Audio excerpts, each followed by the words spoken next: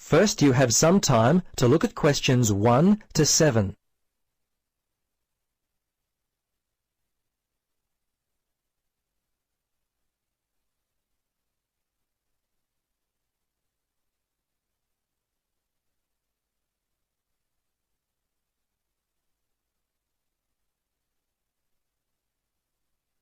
Now, listen carefully and answer questions 1 to 7. Central Realty, Jill speaking. How can I help you? Yes, hello, Jill. I've got a problem, a complaint I wish to register. Who should I speak to? You'll want to speak to Tracy, the residential manager. Just a moment and I'll put you through. Thanks. Hello, this is Tracy. I understand your rent is going to be increased. Yes, this is why I'm calling. I was told that my rent would not be increased for the length of my 6-month contract, which I signed only 4 months ago. What's going on? Is my landlord allowed to do this? I see. Yes. Okay. That seems strange. Look, can I take down some of your particulars and I'll register a formal complaint to the landlord on your behalf? Yes, sure, that'd be good. Firstly, name and address, contact details. Yes, Jane McSweeney. That's McSweeny. 3 Mauger Street. That's Maugher Street. Windory, 3355. And the phone there? Yes, you can contact me on 334756 extension 3176. I generally arrive home by 6 o'clock in the evening, so you can call me around that time, but not after 9. Oh, sorry, 8:30, because that's the time I leave for work. Okay, so I should note down that the problem is that your landlord wants to raise your rent. And when did you first move in? Yes, well, the contract began on August 1st, and... oh, hang on. Sorry, that's the ending date. We actually moved in on February the 1st. Before you listen to the rest of the conversation, you have some time to look at questions 8 to 10.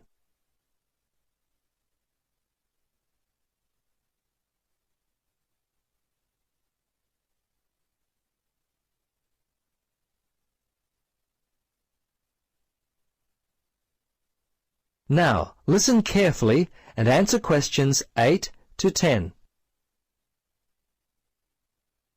Okay, good.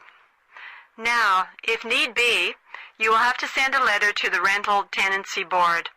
But as I said, first let us approach your landlord on your behalf and see if we can work out the problem before it gets to that situation.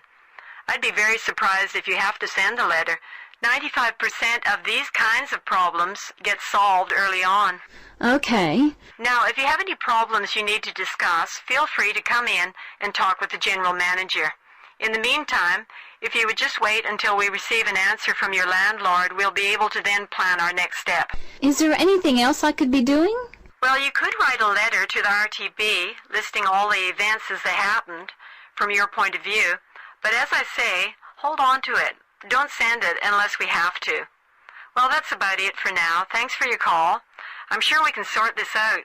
Thanks very much for your help. I hope we can sort it out too. Bye for now. Yes, bye. That is the end of part 1. You now have half a minute to check your answers.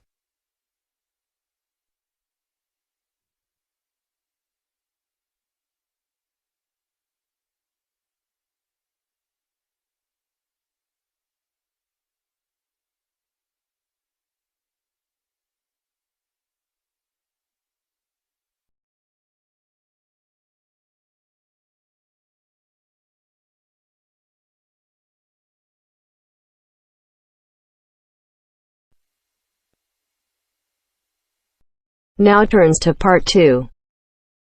Part 2.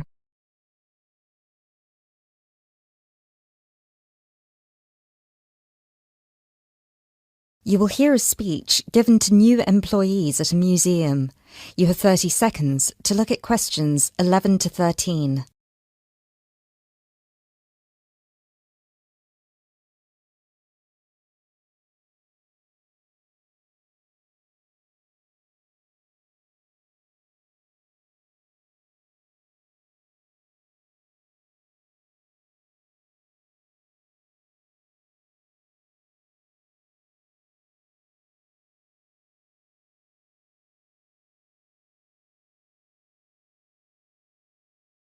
Allow me to introduce myself. My name is Peter Myers, and on behalf of everybody here at Stevensbridge Dungeons, I would like to welcome you all to our entertainment team. This year, the hiring process was especially competitive, and it might interest you all to know that for every position there were almost 30 applicants, so you really are the best of the best. In a moment, I will take you on a tour of the museum so you can get an idea of what the space is like. But first of all, I would like to show you around the staff room.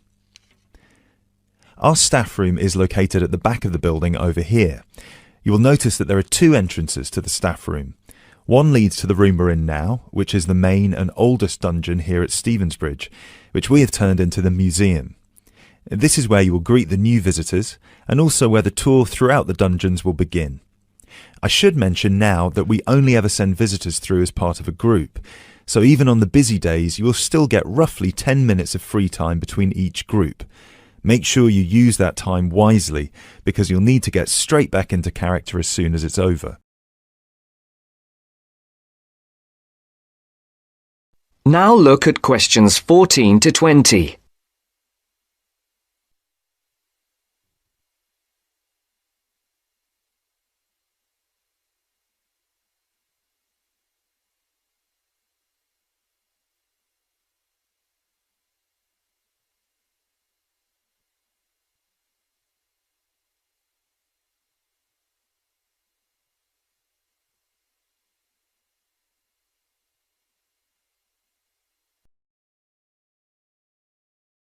Right, follow me and I'll show you the layout of the museum.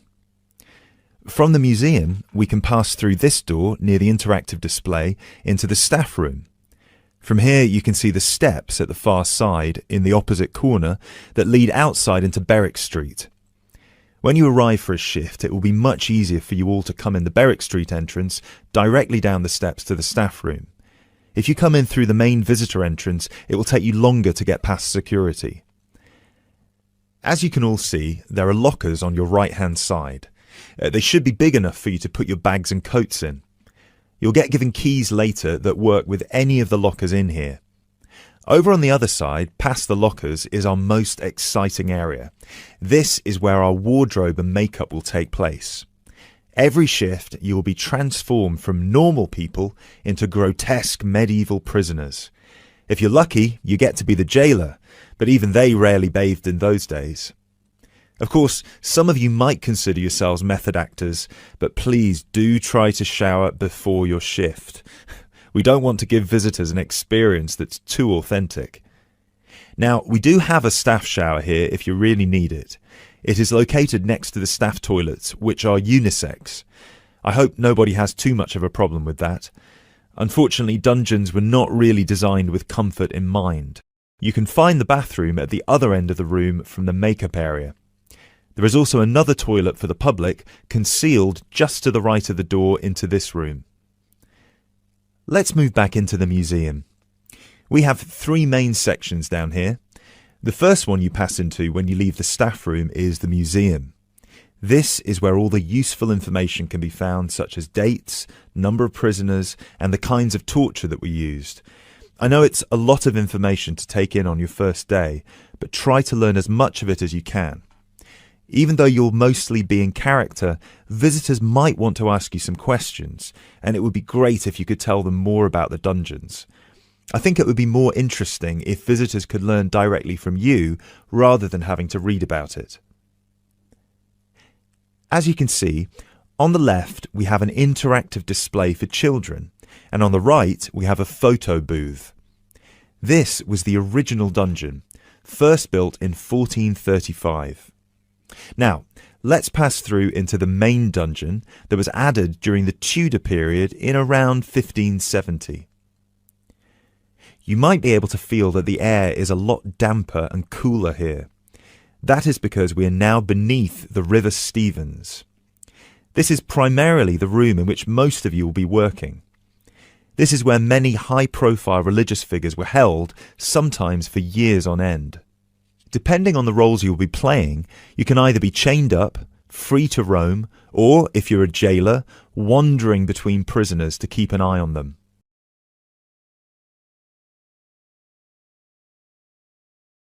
Now we will pass into our third and final section, the prison cells. Over here, you can see there are some wooden stocks and a fake gibbet. Don't worry, I can see a couple of you looking concerned. You don't need to reenact any of the torture scenes for visitors.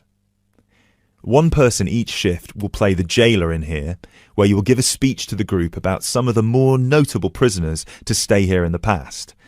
This is usually the end of the tour, but some visitors will certainly want to ask you more questions at this point, so please try your best to make yourselves available. Help them by answering any questions they have. Also, feel free to guide the visitors through the museum if you see that they're going the wrong way. This concludes our introduction to your new workplace. If you'll please follow me, I will get you all issued with your keys and some information about the dungeons that you can take home with you to study. I will also introduce you to your shift supervisor, Alice Stiles, and you can ask her any questions you may have about your roles.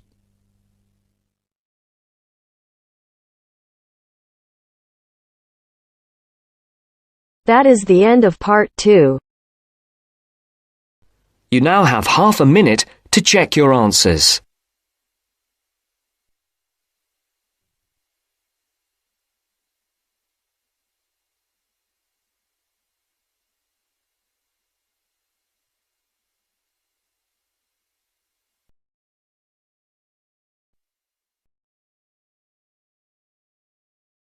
Now turns to part 3.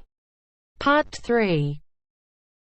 You will hear a conversation between a university student and a librarian about using the city archives.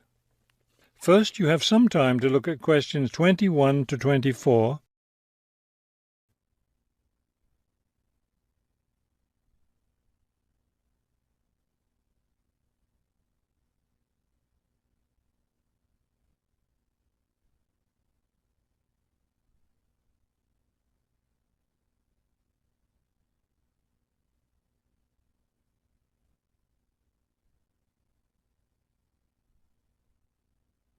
As you listen to the first part of the conversation, answer questions 21 to 24. Hello. I was wondering if you could give me some information about using the archives? I'd be happy to. Are you a resident of the city? Actually, I live just outside the city, but I study at the university downtown. That's fine. All you need to do is show your university identification card, and you can use the archives at no charge, as long as your ID card is current, of course. Yes, it's valid. So I don't have to pay anything? No, city residents pay an annual fee, but students can use the archives for free. Everyone else needs to get special permission from the director, but that doesn't apply to you, of course. Oh, good. I was also wondering about the schedule. I have classes every day, Monday through Friday, and I also have a part-time job, so I could really only use the archives on weekends. That's not a problem at all. We're open all weekend. Actually, the only day we're closed is Monday, so you can come any day, Tuesday through Sunday. Are you open in the evenings? Yes, we're open from 9:30 in the morning until 8:30 in the evening. That will fit my schedule well. Before you hear the rest of the conversation, you have some time to look at questions 25 to 30.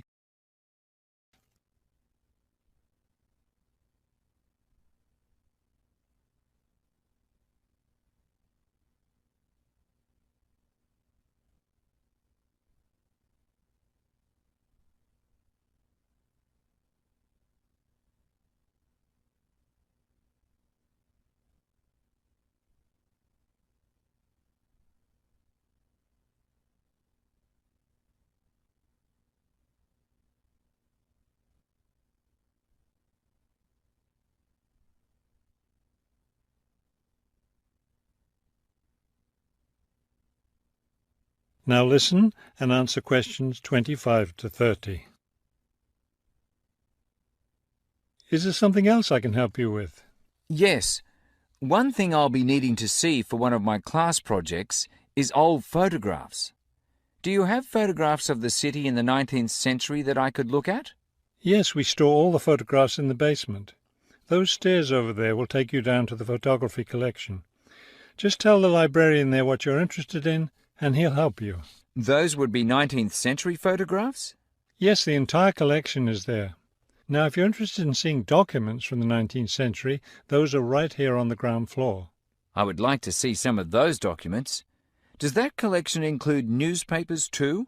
No, all the newspapers from the earliest ones in the 18th century up to the current time are on the second floor. Here, let me just give you this map of the archives, and you'll be able to find whatever it is you need. Thank you. Oh, I see you have a whole room devoted to maps. Yes, on the third floor. That's great, because one thing I need to do is look at how the city has developed over time. I'm sure you'll find a lot of helpful information there. Of course, some of the maps are several centuries old, so generally visitors are only allowed to see photographic reproductions of them. That shouldn't be a problem. What's this on the fourth floor? Ogden's Woolen Mill. As I'm sure you know, Ogden's Woolen Mill was the major entity responsible for the growth of this city in the 19th century. The Ogden heirs gave money for the archives to devote an entire floor to information about the history of the mill. Will I be able to find information about the Ogden family there? Photographs, personal papers, things like that? Probably the family photographs are stored downstairs in the photography collection. The personal papers would be on the fifth floor, where we keep all the personal papers of famous residents of our city. Thank you so much for your help. I'll be able to do a lot of my research here.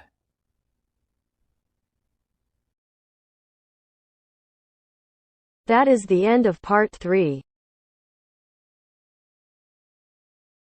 You now have half a minute to check your answers.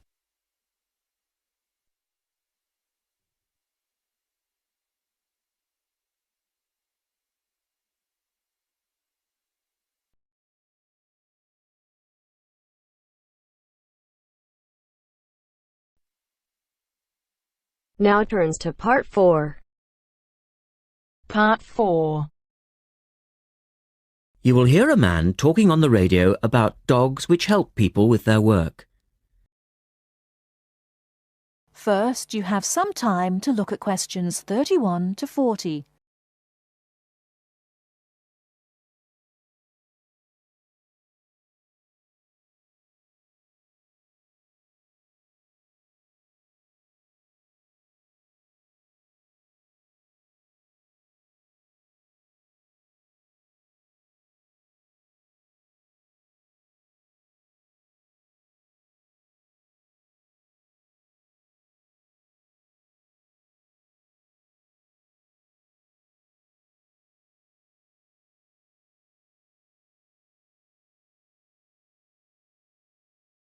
Now listen carefully and answer questions 31 to 40.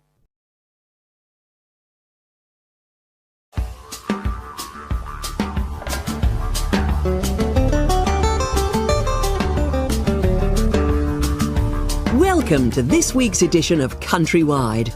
And today, we're taking a look at a number of different breeds of working dogs. And here to report on the dogs with jobs is Kevin Thornhill. Thanks, Joanne. Well, yes, dogs with jobs is the subject of today's program. Dogs have earned themselves a reputation over the centuries for being extremely loyal. And here's a little story which illustrates just how loyal they are. Just outside the country town of Gundagai in Australia is a statue built to commemorate a dog. A dog which sat waiting for his owner to return to the spot where he'd left him. Well, the story, which was immortalised in a song, has it that the poor dog died waiting for his master, 5 miles from Gundagai, which is where they built the statue. Now that's what I call loyalty. Well, because of their loyalty and also their ability to learn practical skills, dogs can be trained to do a number of very valuable jobs. Perhaps the most well-known of working dogs is the Border Collie sheepdog. Sheepdogs which work in unison with their masters need to be smart and obedient, with a natural ability to herd sheep. Some farmers say that their dogs are so smart that they not only herd sheep, they can count them too. Another much-loved working dog is the guide dog. trained to work with the blind.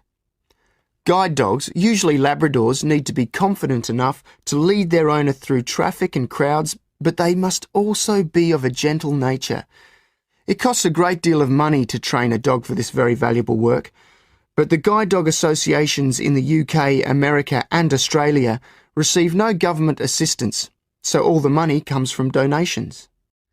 Another common breed of work dog is the German Shepherd. German Shepherds make excellent guard dogs and are also very appropriate as search and rescue dogs, working in disaster zones after earthquakes and avalanches. These dogs must be tough and courageous to cope with the arduous conditions of their work, and so that they can be sent anywhere in the world to assist in disaster relief operations, effective dogs and their trainers are now listed on an international database. When you arrive at an airport here, you may be greeted in the baggage hall by a detector dog, wearing a little red coat bearing the words "Quarantine." These dogs are trained to sniff out fresh fruit as well as meat and even live animals hidden in people's bags. In order to be effective, a good detector dog must have an enormous food drive. In other words, they must really love their food. At Sydney Airport, where there are 10 detector dogs working full-time, they stop about 80 people a month trying to bring illegal goods into the country. And according to their trainers, they very rarely get it wrong. Another famous working dog is the husky. Huskies, which originally came from Siberia, have been used for decades as a means of transport on snow, particularly in Antarctica where they have played an important role. Huskies are well adapted to harsh conditions and they enjoy working in a team. But the Huskies have all left Antarctica now because the international treaty prohibits their use in the territory as they are not native animals. Many people were sad to see the dogs leave Antarctica, as they had been vital to the early expeditions and earned their place in history along with the explorers. That is the end of part 4. You now have half a minute to check your answer.